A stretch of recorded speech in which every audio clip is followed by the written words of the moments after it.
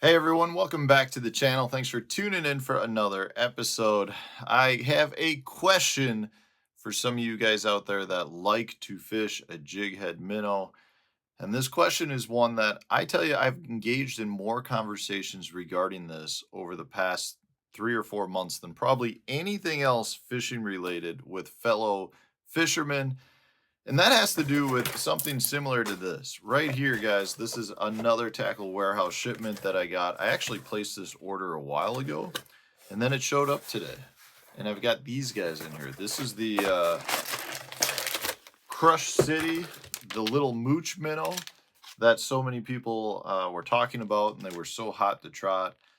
And really, the question I have for you is, how important is the minnow versus the presentation? I am becoming more and more convinced that when fishing a jig head minnow, that presentation is like 90% of it. Do I think that your bait can matter? Yeah, I think the bait, can come into play. I just took one of the little mooch minnows out for you. There's really not much different. There's a little tiny little tail looking thing down here, a little split, but overall it's just another straight tail minnow. So it's one of those things that's like, how important is it? It's definitely made of more of an elastic type material, probably is much more buoyant. I mean, it looks good. I'm not saying it doesn't look good, and I hope they do work because I bought a pile of them. But I'm kind of getting into this phase where I've had a lot of tackle warehouse packages showing up with various minnows. I mean, I just ordered a whole pile of Sakamata shads, which I have had a lot of good success with. I've got now a whole pile of the mooch minnows. This is actually just one of the colors, so there's probably another box or two still coming. Um, every company out there right now is making a straight tail minnow for fishing, for your forward facing sonar minnow style fishing. If you want to call it mid strolling or Demiki rigging, whatever we call it now, most people just call it minnow fishing. uh, I'm really curious to hear from you guys out there. Is it the presentation? Because to me, if you don't have a good presentation, it doesn't really matter what bait you have. So it's very, very critical to make sure that your minnow is presented to the fish in a manner that they want to eat it. So generally, you're talking about keeping it up above the fish.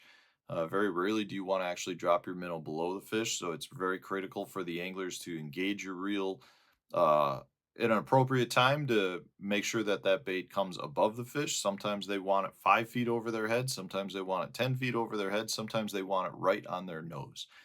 And to me, if you are not presenting the bait appropriately, it doesn't really matter if you have a minnow on or a craw bait. You could have anything on, but the fish aren't going to bite it because it's not being presented to them accurately. So the question really is, how important do you think the minnow bait is? Is it critical? Because there's a lot of guys that I know that have been swearing by the mooch minnow. Now, this is, again, just kind of been released to the public, but there are a lot of guys that are sponsored by Rapala that have been using this since the beginning of the year, whether they were prototyping or they just had some in their hands. But I know a lot of guys that speak extremely highly of the mooch minnow, just like the Sakamata. But the one thing I'll tell you with the baits, and this is why there is part of me that thinks maybe there is something to the baits, is that for every company now has one or two different straight tail minnows out. There's not that many baits that get talked about.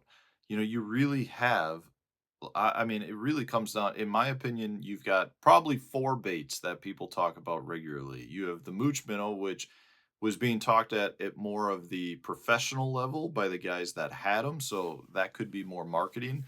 But then we've seen a ton of the uh what is it, the hover roller, the raid fish roller is extremely popular. We've got the Sakamata shad, and then there's the Crush City. I always want to say the mayor, but it's not the mayor. It's the Crush City. What is it? I got some somewhere. The freeloader, that's the one I was thinking of. So generally speaking, anytime you talk to a lot of your top minnow fishermen, the guys that are really excelling with forward-facing sonar, they mention one of those four baits. And three of them really have been on the market for this year to be utilized by the public. The other one, this new mooch minnow, is one that I believe most people just got, but there's still enough people that have been talking about it and saying that it's been successful for them that it's just one of those four baits. So I'm curious, are those four baits, is there something special about them? They do all have similar characteristics. So I think there is something to that bait shape and bait profile, but I still think most of us come to the conclusion that it's presentation that's much more important than the actual bait itself. So I'd love to hear from you guys in the comment section. Is it the presentation or is it the bait? Like, is the bait making that huge of a difference where, you're not going to catch them if you're not throwing one of those baits? So let me know in the comment section. I'm curious to hear from you guys out there. Um, if it's worthwhile, because I've spent enough money on straight tail minnows of lots and lots of different brands.